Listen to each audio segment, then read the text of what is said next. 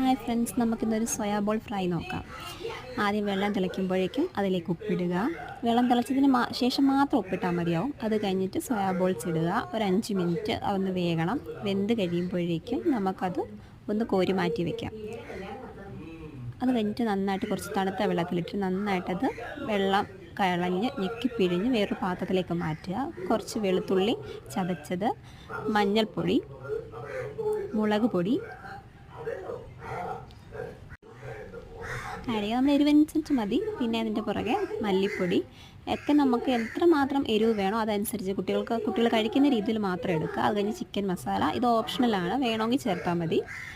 കുറച്ച് ചിക്കൻ മസാല ചേർത്തു. പിന്നെ കുറച്ച് ഉപ്പ് ചേർത്തു. കുറച്ച് വെള്ളം ഒഴിച്ച് ഒന്ന് അത് അയയാൻ വേണ്ടിയിട്ടാണ്. അത് കഴിഞ്ഞിട്ട് തുള്ളി കോക്കനട്ട് ഓയിൽ. ഇത്രയും സാധനമാണ് നമുക്കിതിന് ആവശ്യമായിട്ടുള്ളത്. നല്ലപോലെ മിക്സ് ചെയ്യുക. നല്ലപോലെ എല്ലാ ഭാഗവും നല്ലപോലെ മിക്സ് ആക്കുക. അത് കഴിഞ്ഞിട്ട് വെള്ളം കുറവാണെങ്കിൽ കുറച്ച് വെള്ളവും കൂടെ ഒഴിച്ച് ഒന്നും കൂടെ മിക്സ് ചെയ്യാം നമുക്ക്. അത് കഴിഞ്ഞ് നമുക്ക് സോയാ ബോൾ ആഡ് ചെയ്യാം. ആഡ് ചെയ്തിട്ട് നല്ലതുപോലെ മിക്സ് ആക്കണം. ഇതിൻ്റെ അകത്തേക്കൊക്കെ കയറത്തക്ക രീതിയിൽ നല്ലപോലെ ഞെരടി മിക്സാക്കി ഒരു 5 മിനിറ്റ് അടച്ച് വയ്ക്കുക.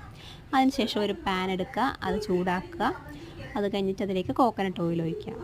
കഴിഞ്ഞിട്ട് വെളുത്തുള്ളി ഇഞ്ചിയൊക്കെ വേണമെന്നുള്ളവർക്ക് അത് ചേർക്കാം, വേണ്ടാത്തവർക്ക് അത് വേണ്ട. അത് കഴിഞ്ഞിട്ട് എണ്ണ ചൂടായി വരുമ്പോഴേക്കും സോയാ ബോൾസ് അതിനകത്തോട്ട് ഇടുക. തീ കുറച്ച് വെച്ചാൽ മതി, ഒരുപാട് തീ വെച്ച് കഴിഞ്ഞാൽ കരിഞ്ഞു പോകും. അത് കഴിഞ്ഞിട്ട് ഒരു വശം ഒന്ന് ചെറുതായിട്ട് മുരിഞ്ഞു തോന്നുമ്പോൾ അത് നന്നായിട്ട് ഇളക്കി കൊടുക്കും. അങ്ങനെ ഒരു 3-4 വട്ടം ഇളക്കി കഴിയുമ്പോഴേക്കും അത് പെട്ടെന്ന് തന്നെ റെഡിയാവും. അത് കഴിഞ്ഞിട്ട് ഒരു 5 മിനിറ്റ് കഴിയുമ്പോഴേക്കും നമ്മുടെ സോയാ ബോൾ ഫ്രൈ റെഡി ആയിട്ടുണ്ട്. എല്ലാവരും ഒന്ന് ട്രൈ ചെയ്ത് നോക്കിയിട്ട് അഭിപ്രായം